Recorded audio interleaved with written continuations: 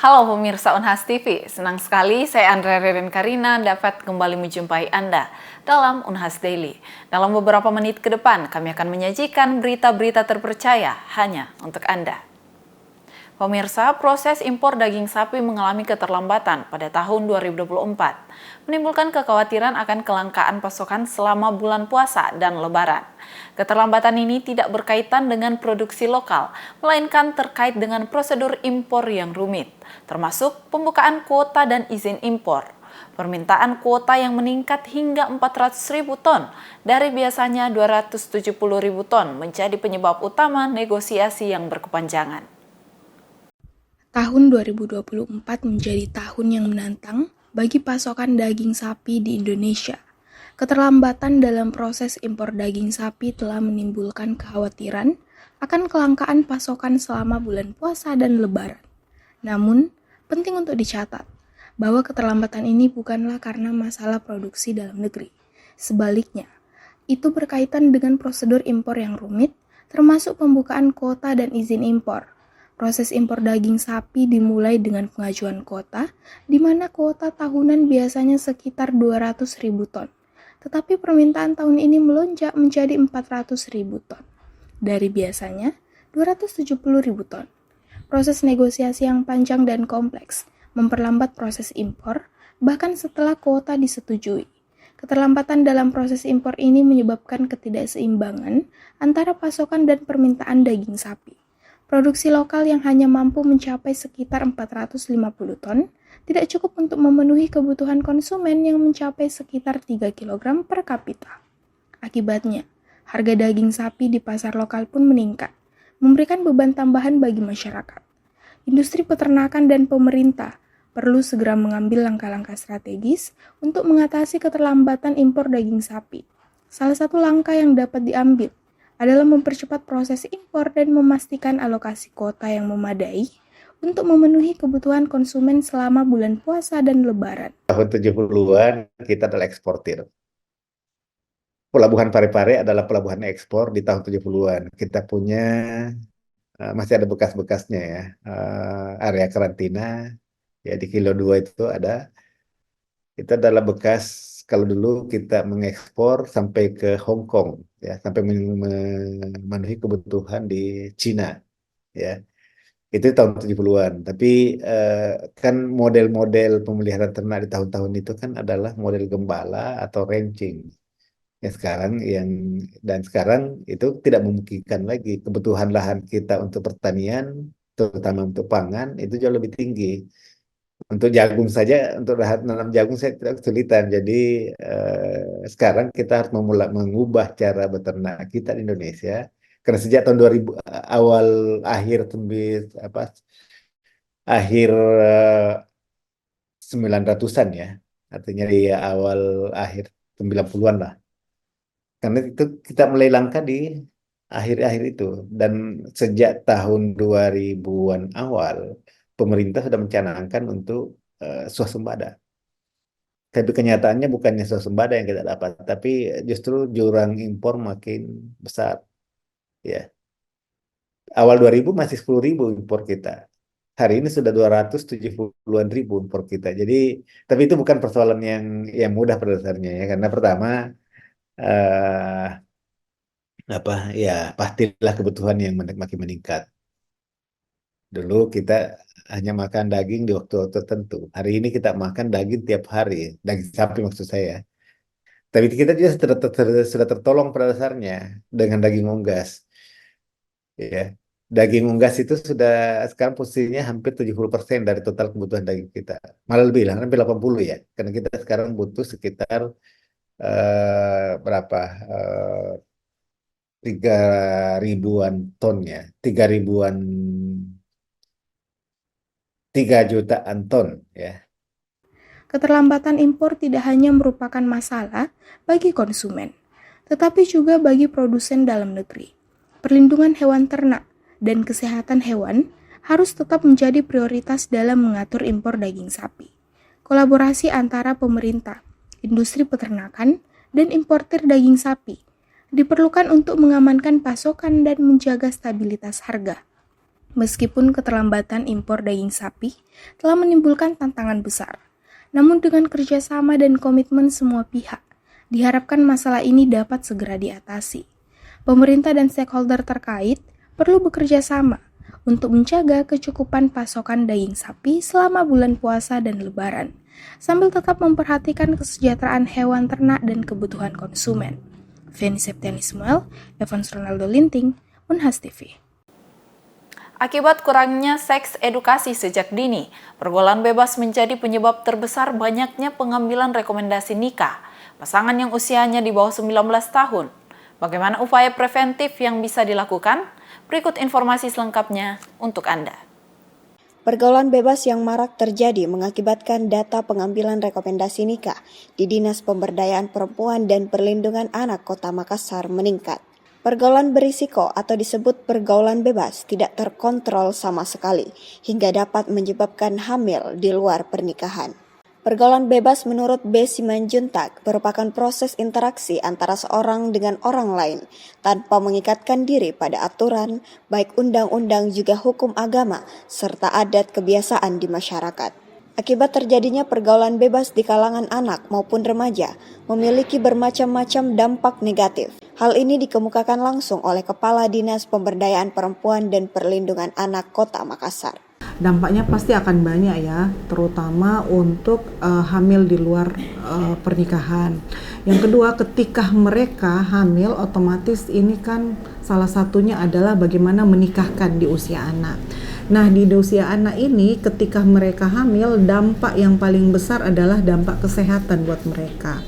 Pertama, yang menanti adalah ketika mereka tidak mengetahui sama sekali, bisa saja penyakit menular seksual lainnya juga akan muncul.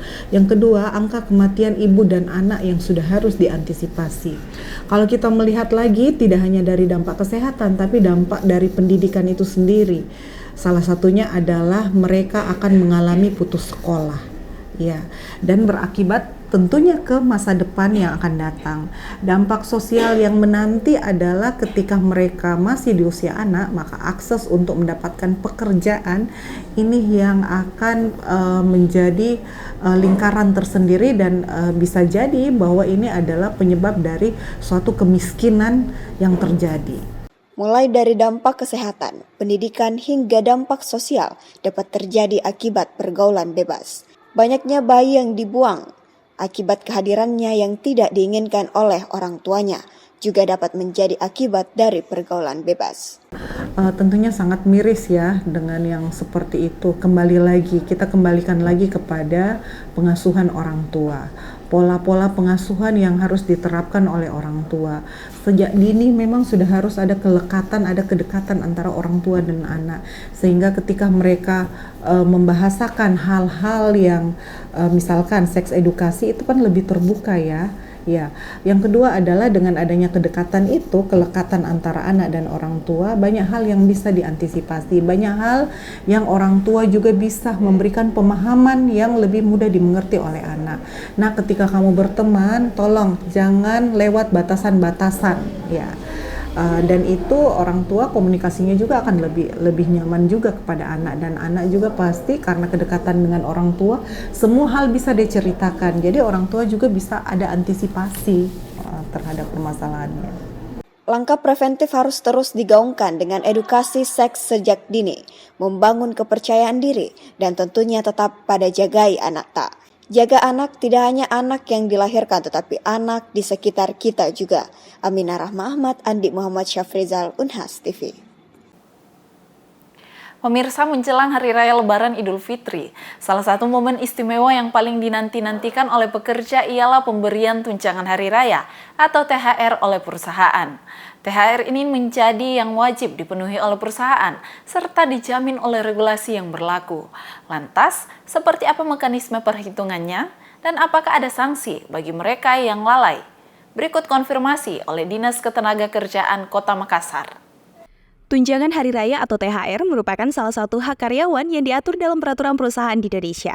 Biasanya, tunjangan Hari Raya diberikan sekali setahun pada saat menjelang Idul Fitri atau Hari Raya Natal. THR sendiri bertujuan untuk memberi apresiasi kepada karyawan yang telah bekerja dengan baik selama 1 tahun, serta memberikan dorongan bagi mereka untuk mempersiapkan diri menyambut hari raya dengan lebih baik. Untuk besaran dari THR yang diberikan pun beragam tergantung pada perusahaan tempat karyawan bekerja dan masa kerja dari karyawan tersebut. Menteri Ketenagakerjaan Ida Fauzia menerbitkan surat edaran tentang pelaksanaan pemberian tunjangan Hari Raya Keagamaan 2024 bagi pekerja atau buruh di perusahaan. Ida menekankan bahwa pemberian THR keagamaan ialah kewajiban yang harus dilaksanakan oleh pengusaha kepada pekerja atau buruh, serta wajib dibayarkan secara penuh dengan paling lambat 7 hari sebelum Hari Raya Idul Fitri. Hal ini pun langsung ditindaklanjuti oleh Disnaker di seluruh Indonesia, termasuk Disnaker Kota Makassar. Saya kira masalah THR ini kan setiap tahun jadi agenda tahunan ya, karena terkait juga dengan THR dalam rangka peringatan pelaksanaan daripada bulan suci Ramadan dan Idul Fitri. Dan itu sejak tanggal 18 Maret kemarin Ibu Menteri sudah mengeluarkan edaran yang langsung kami tindak lanjuti dan turun ke beberapa perusahaan di beberapa kecamatan untuk menyampaikan edaran itu sekaligus memastikan bahwa perusahaan itu siap untuk memberikan THR. Kemudian tadi kami rapat dengan LKS Triparti dan Dewan Pengupahan. Nanti insya Allah tanggal 2 kami akan turun lagi di dua kecamatan Tamalan Raya dan Biringkanaya untuk melakukan monitoring evaluasi terkait dengan pemberian THR keagamaan. Untuk teknisnya tentunya bahwa THR itu diberikan minimal 7 hari sebelum hari H. Artinya kalau lebaran tanggal 11 berarti tanggal 5 ya. 5 ya paling lambat tanggal 5 sudah harus diberikan kepada karyawan dan jumlahnya itu harus 1 bulan gaji.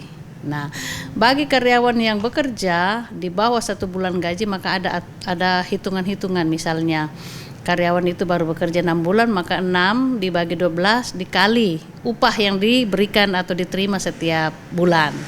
Nah, bagi THR karyawan yang di atas 1 tahun sudah full 1 bulan gaji yang harus diberikan. Kemudian Disnaker juga akan membuka posko aduan THR keagamaan bila mana ada karyawan yang mungkin tidak mendapatkan haknya untuk melakukan pelaporan ke kami. Kepala Dinas Ketenagakerjaan Kota Makassar menjelaskan terkait penghitungan THR bagi karyawan, yakni sebesar 1 bulan gaji bagi karyawan yang telah bekerja selama 1 tahun atau lebih. Sementara bagi karyawan yang masih belum sampai setahun bekerja, akan mendapatkan THR dengan penghitungan lama bekerja dibagi 12 bulan dikali jumlah gaji per bulannya. Sementara itu, untuk memastikan pelaksanaan pembayaran THR tahun 2024, Nilma menyampaikan bahwa Disnaker akan membuka posko pengaduan THR bila mana ada karyawan yang tidak mendapatkan haknya. Selain itu, juga telah diatur terkait sanksi bagi perusahaan yang lalai membayarkan THR bagi karyawan, yakni sebesar 5% dari jumlah THR yang harusnya diberikan. Ia juga mengingatkan bahwa untuk pembayaran THR tersebut tidak boleh dicicil atau diangsur, karena seyogyanya setiap tahunnya perusahaan telah menyisihkan dana cadangan untuk mengantisipasi hal-hal yang di luar kendali, sehingga tidak ada lagi alasan bagi perusahaan yang sedang rugi dan sebagainya, karena THR ini menjadi hak bagi setiap karyawan. Hussein Putri Intan, Evans Ronaldo Linting, Unhas TV. Pemirsa, berita tadi sekaligus menutup perjumpaan kita hari ini. Terus saksikan Unhas Daily hanya di Unhas TV. Saya Andrea Ririn Karina mewakili kru yang bertugas. Pamit undur diri dan sampai jumpa.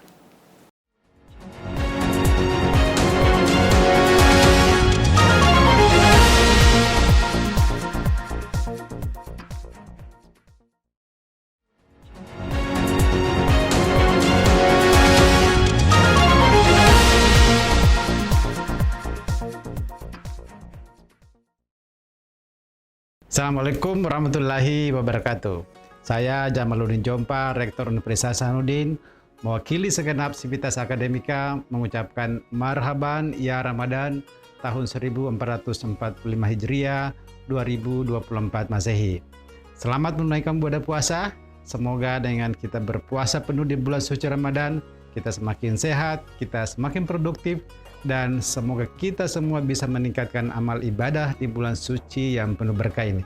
Insya Allah kita semua menjadi orang-orang yang semakin bertakwa. Amin ya rabbal alamin. Wassalamualaikum warahmatullahi wabarakatuh.